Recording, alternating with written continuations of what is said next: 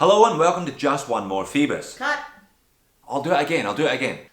Hello and welcome to Just One More Watch. And yes indeed, back today with Phoibos number 3. It's been great to watch this company develop even over the space of the last few months. I bought their quartz submariner Homage, which is a dynamite deal for $99. Was really impressed with this one, their no-date automatic, and I'm really looking forward to getting into my third Phoibos, their new date model with ceramic bezel and an improved Miyota movement. Usual format, I'm going to unbox it today, look at it, how it compares to the no-date model that I'm wearing today, and then come back in about 10 days time with a full review and movement update. If that sounds like your cup of tea, don't forget to hit the button and subscribe.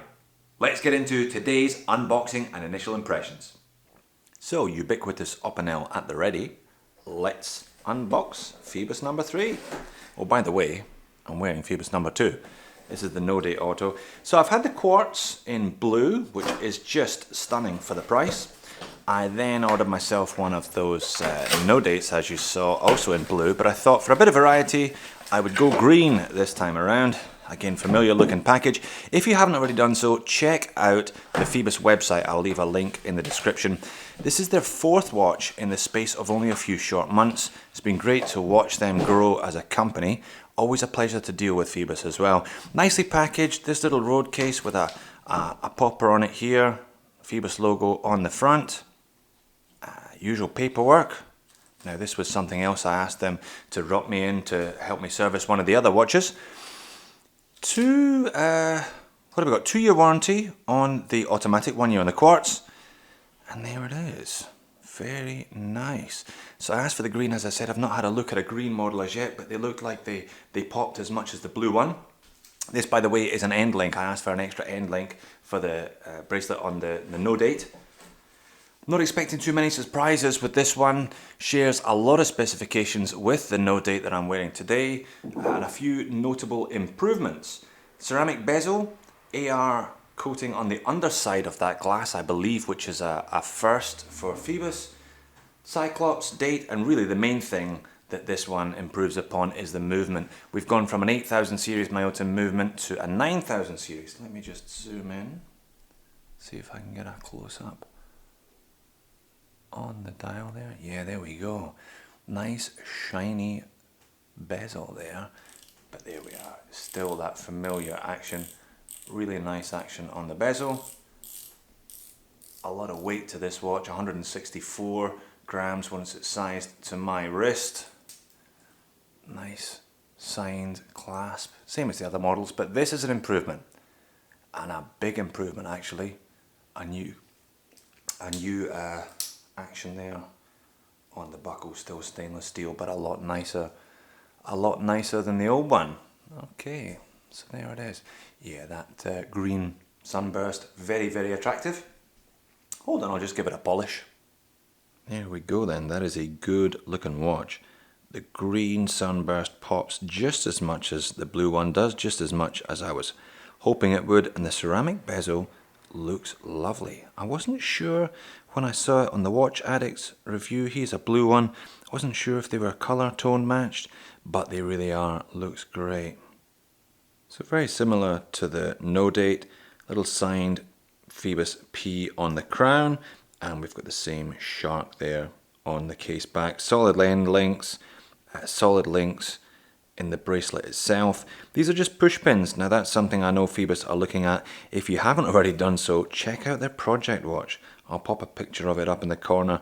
A really good looking piece that they've got coming out in November.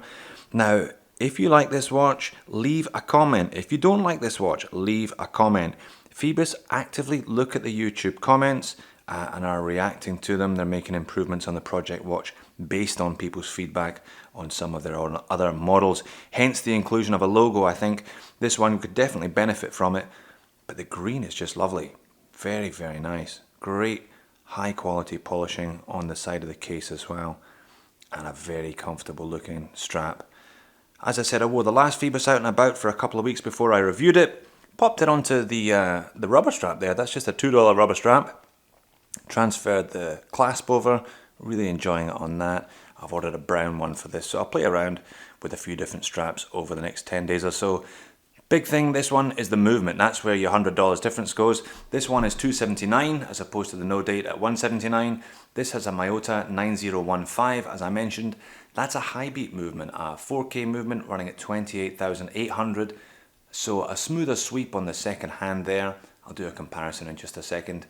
Also more accurate. This one is supposed to run within parameters of -10 to +30 and has a similar 42 hour power reserved when fully charged. I'll just pop out the crown.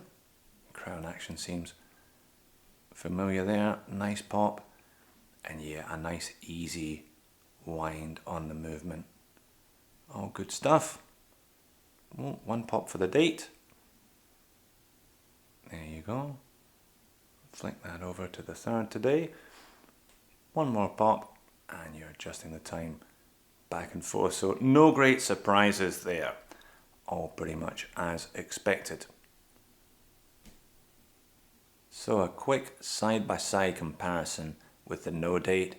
I hope the camera can pick it up, but you can definitely see that the sweep on the second hand is considerably smoother on the PY007 as this one is on the right hand side here, as opposed to the PY006 on the left. That's very noticeable to the naked eye. And I gotta say, the aluminium bezel looks great on the blue. Ceramic bezel also looks lovely. You know, $100 is a fair jump to make. I hope the movement proves its worth over the next 10 days or so, but that ceramic bezel's got to be worth a few dollars, as is the clasp. And there's the two clasps side by side then. No date on the left and a vastly improved clasp on the right there. I think the date model really getting pretty close to the Squale 1545 in terms of quality. Obviously the Squale has a Swiss made ETA in it, but this one at half the price, well, I think you're definitely going to be getting more than half the watch for that. So just held taut on my wrist there. I'll size this one up in just a minute or two, just to give you an idea how it looks on my 7-inch wrist. I think 40mm is just about the perfect size watch for me. Really do enjoy these sub-homages. I think they're great overall watches, particularly when they're priced as well as this one. I'll bring it in for a super close-up just before I go here today. Most impressed with the green. Very dynamic colour on the dial there. Just looks great with that ceramic bezel. Essentially the same watch apart from the movement and the cyclops on the glass there. So what do you think of the price? What do you think of $279 versus $179? Is it worth the difference to you, or would you rather go for the no date with the slightly cheaper Miyota? Let me know in the comments. Okay then, that'll do for today. Pretty much what I was expecting in terms of the specs and the dimensions and everything else. Very similar to the no date, but really enjoying the green colour. Definitely I think green and blue would be my choice when buying any of the Phoibos models. Loving that ceramic bezel. Wasn't sure how it looked in the photos, but I think it looks gorgeous in the flesh.